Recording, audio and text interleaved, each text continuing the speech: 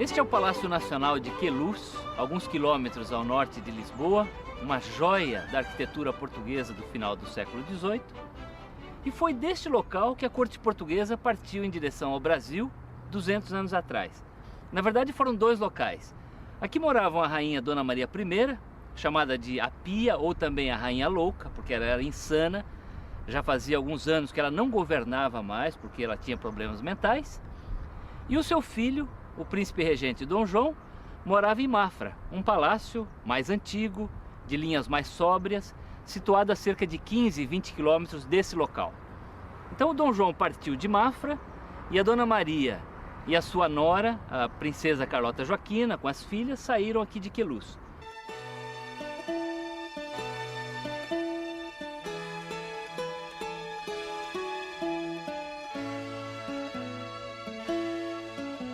Foi um acontecimento inédito na história de Portugal e do Brasil e também da história da humanidade.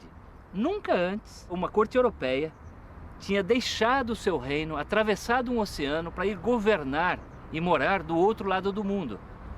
Naquela época chovia muito, havia muita lama, não havia ainda esse calçamento todo que nós vemos aqui.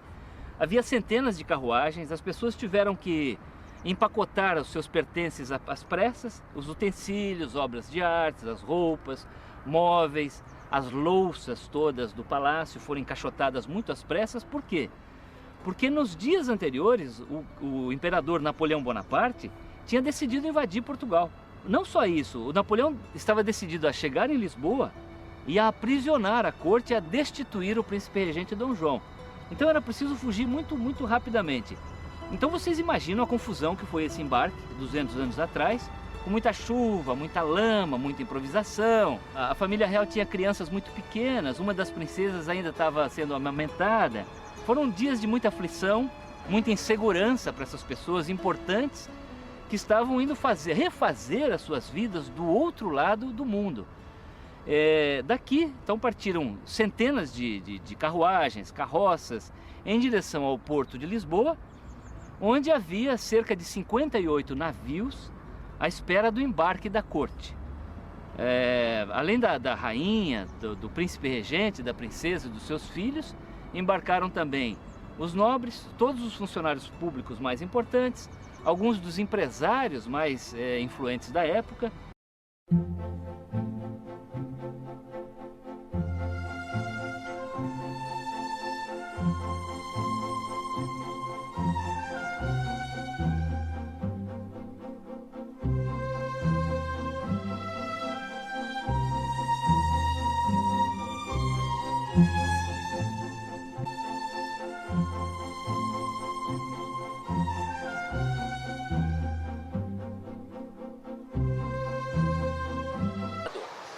E este foi o local da chegada da corte, 200 anos atrás.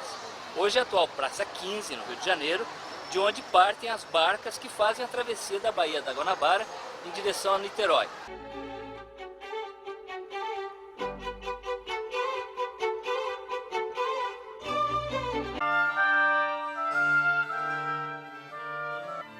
A direita e a esquerda elevam-se como portões da Bahia, escarpados rochedos banhados pelas vagas do mar. O que domina ao sul, o Pão de Açúcar, é um conhecido marco para os navios afastados. Finalmente entramos no vasto anfiteatro, onde o espelho do mar reluzia como um sossegado lago, onde, espalhadas em labirinto, ilhas olorosas verdejavam, limitadas ao fundo por uma serra coberta de matas com jardins paradisíacos de exuberância e magnificência.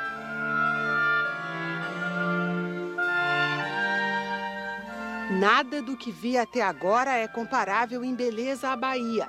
Nápoles, o porto de Bombaim e Trincomalee, cada um dos quais julgava perfeito em seu gênero e beleza.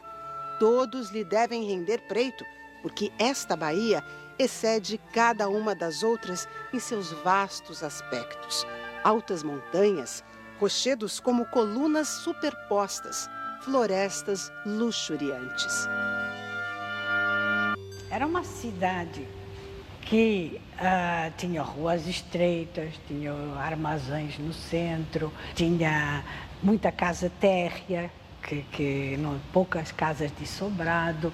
Era uma cidade que se viu com grandes dificuldades para acolher toda aquela gente que vinha nas naus de Portugal e que teve grandes problemas de acomodação, não só também na maneira de os receber, de ter casas para todos os funcionários públicos, para todos os membros da corte, para todo aquele mundo. Foi um problema muitíssimo grande. Era uma cidade que era de vice-rei, sim, mas que não estava preparada para receber de repente tanta gente.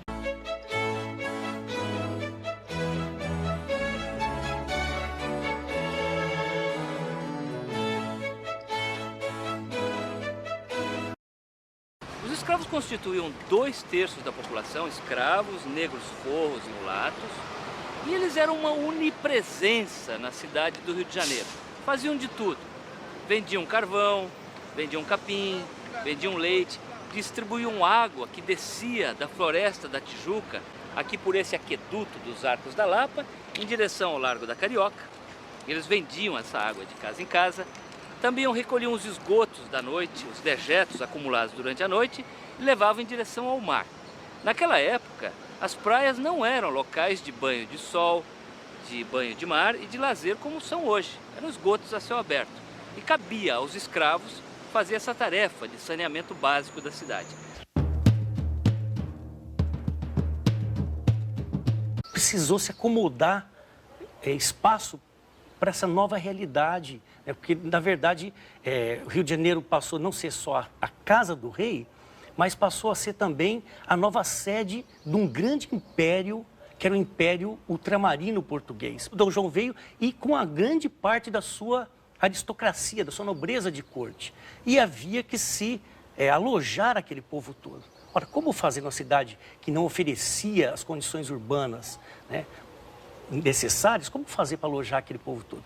Então, um dos decretos mais polêmicos, logo à chegada de Dom João, foi o tal sistema de aposentadorias, que consistia na necessidade das pessoas liberarem suas casas, seus aposentos, para dar lugar aos visitantes, né?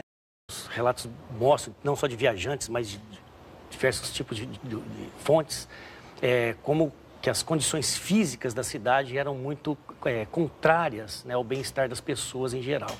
Condições de habitação, condições de salubridade mesmo, de abastecimento de água, de recolhimento de dejetos. Era uma cidade ainda onde tudo estava por se fazer. Nesta cidade, onde não havia regras nem rédeas, um dos primeiros atos do regente foi tentar botar ordem no pedaço. Dom João queria acabar com a sujeira das ruas, o comércio ilegal, o contrabando e os assaltos. O Rio de Janeiro tinha 46 ruas. O vice-rei vivia e despachava no Paço, uma construção em frente ao porto que não podia ser chamada de palácio. O prédio passara por algumas reformas, nunca chegara a ser totalmente acabado. Nem móveis, nem tapetes havia. O dinheiro corria, mas não aparecia.